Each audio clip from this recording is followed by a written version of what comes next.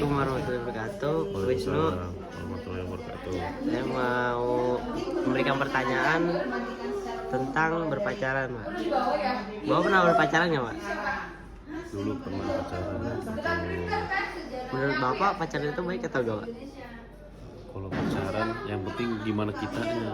Kalau misalnya kamu mengarahkan pacar kamu yang tidak baik, berarti kamu nggak baik. Kalau misalnya pacaran dengan cara motivasi untuk belajar, untuk kamu lebih semangat belajarnya, sekolahnya, sholatnya diingetin semua, kesehatannya, itu baru baik.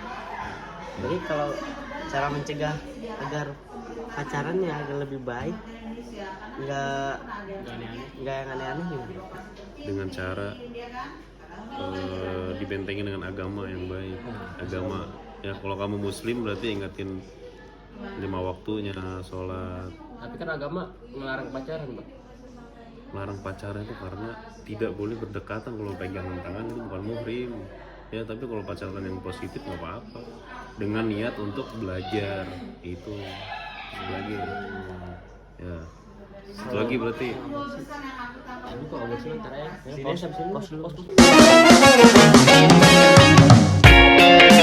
Assalamualaikum warahmatullahi wabarakatuh. Waalaikumsalam warahmatullahi wabarakatuh. Perkenalkan, saya Alvin, Ibni Jahir dan Davi. Ingin menanyakan soal aborsi. Bu, biasa kan aborsi itu kan terjadi karena digugurkan kan bayinya. Ya. Orang yang biasanya terjadi aborsi itu biasanya kenapa ya, Bu? Nah, aborsi itu terjadi kan banyak faktor ya. Ya. Mungkin yang sekarang heterogen di masyarakat, begitu aborsi itu terjadi ya karena adanya seks bebas salah satunya itu ya. Hubungan di luar nikah yang memang tidak sepantasnya dilakukan oleh kalangan pelajar seperti itu ya.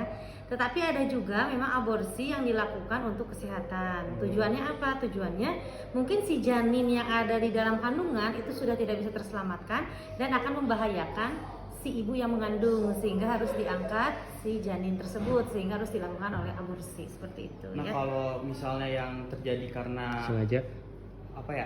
harus dilakukan seperti tadi anaknya prematur, itu hukumnya dosa atau enggak, Bu? Nah itu kita melihat dari kacamata kesehatan juga ya gitu.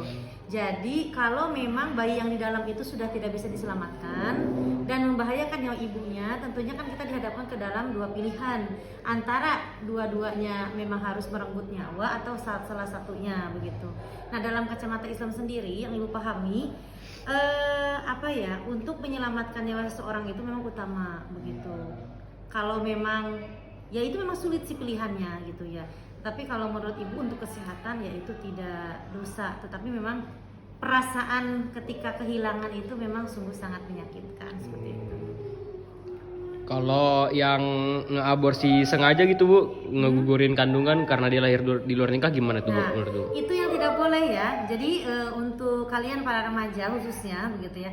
Untuk aborsi sendiri itu kan tindakan yang ilegal, menggugurkan yang ada di dalam kandungan kita.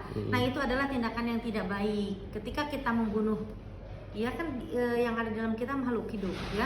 Ketika kita membunuh makhluk hidup tentunya kita akan menanggung dosa, apalagi kita sebelumnya melakukan tindakan yang tercela atau tidak terpuji dengan melakukan hubungan seksual di luar nikah. Maka dari itu saran dari ibu adalah silahkan kalian memperdalam agama Islam ya. Bagaimana mana yang hak dan mana yang batil. Terus ingat, rasa ingin tahu kalian itu cukup dirasa ingin tahu tanpa harus dengan adegan atau melakukan interaksi begitu. Karena ya mempraktekannya. Karena ketika kita sudah melakukan hal tersebut itu akan sangat berefek tidak baik bagi kita tentunya begitu ya. Dan kesehatan juga jadi terganggu. Aborsi itu kan efeknya bukan hanya sekali dua kali ya, dalam jangka waktu yang lama begitu ya.